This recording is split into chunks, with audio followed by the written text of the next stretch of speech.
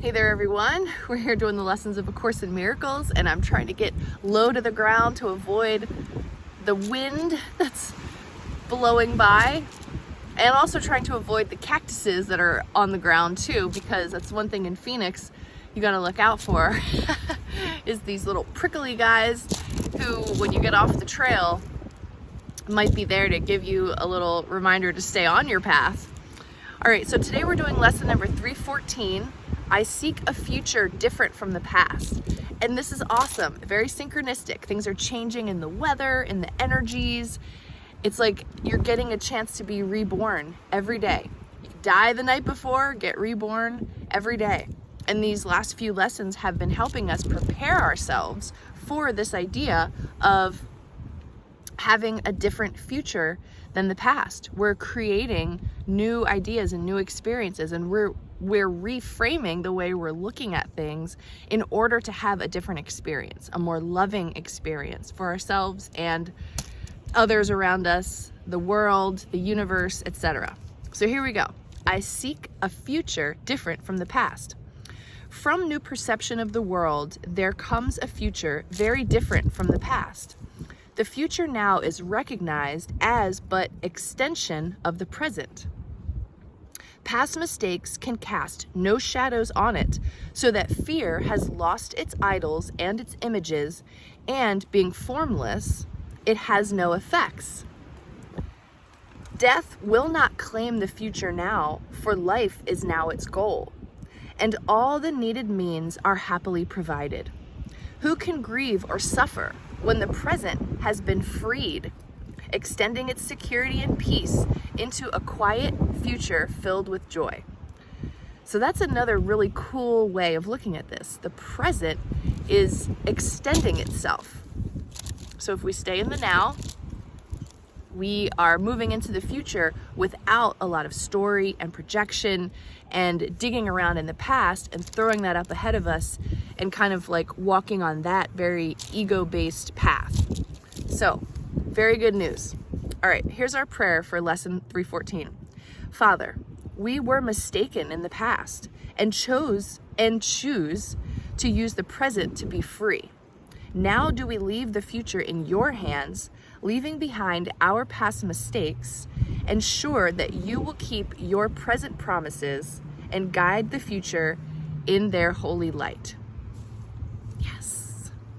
I seek a future different from the past. Really say that and mean that. Mean it when you say it.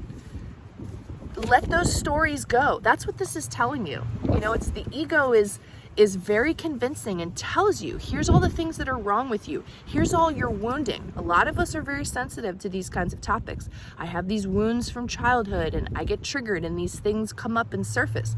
Okay, but maybe not having so much story around it is a better way to move forward.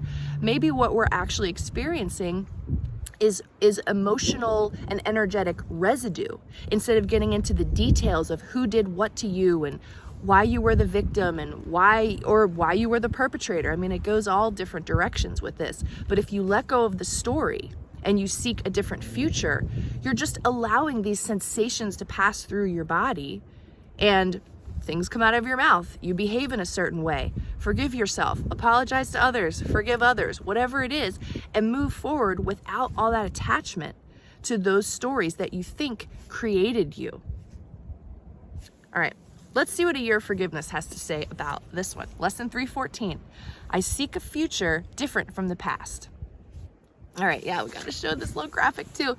It's very beautiful. There it is. Seek a future different from the past. We have no idea, but we know it's coming from God through us, and we're excited about it. Yeah, you are blessed beings indeed. I am that one you know as Jesus. This is the simplest lesson of all. Your present moment is the only place that your future can be created. Now that's familiar. We've heard this before. When you envision future events, you are contaminating the present moment with your personal needs and wants. This is an interesting topic because you have in your society many promoters of the law of attraction, which is the idea that you will choose what your future looks like and in the present moment. If you keep fixating on the objects of your desire, then you will get them. I have this like shadow branch here. Well, the law of attraction does not work this way. The law of attraction works in the form of frequency. So if you are seeking a car, then you will have to make the frequency, I have a beautiful car, radiate from you when you get the car. If you hold the image of the car in your mind while emitting a poverty, scarcity, or lack frequency, the car you want won't come to you.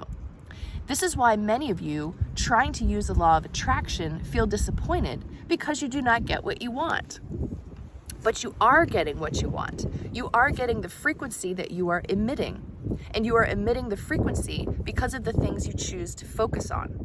What this lesson is speaking about is trusting that there is a benevolent, wise, all-encompassing awareness that knows what is best for you, given your karmic history, reincarnational background, and things you decided you want to learn in this lifetime as part of your consciousness expansion. The ego's program contaminates you. Many of you are contaminated by the materialistic consumer propaganda you have been raised on and are fed constantly through your media systems. You may look at a big house and say, that is what will make me feel secure. You may look at, whereas the overriding, benevolent, highly evolved consciousness is aware that is the opposite of what will make you feel secure. You are insecure for other reasons. You are insecure because of your lack of faith. You are insecure because of your fearful thoughts and ideas you entertain all the time. When you reside in the present moment, relaxed and in a place of faith, that is what is best for you. Okay, let me start that over. When you reside in the present moment, relaxed and in a place of faith that what is best for you will come your way, you are doing the right thing. The fear that comes up in you is this fear of salvation, which is the belief most of you have that somehow aligning with God's will for you will deprive you of what you want. That is the ego's story indeed. The ego is always telling you that it needs to be in control so that you can get what you want. But have you noticed that when the ego is in control, you do not get what you want? So we are asking you to indulge in a big change of mind. Try it for one whole day. Remain in the present. Do not think about the future and trust that everything you need is coming to you. I am that one you know as Jesus, and we will speak to you again tomorrow. So that's a tough challenge. Very tough challenge, always. Because if anything's coming up for you at all and you feel it physically in your body, that interrupts this whole idea, in my opinion. And so I know that I struggle with that too. If I'm feeling something, it's hard to say, well, I'm just gonna stay present. So that's definitely work for all of us. And it's possible to just take it second by second if you have to. Slow it down. Don't jump into that story. If you find yourself jumping into that story, do your best to pull away from it, and I had a pretty heated discussion with my partner last night. It was really, really late, and we ended up resolving it all very beautifully.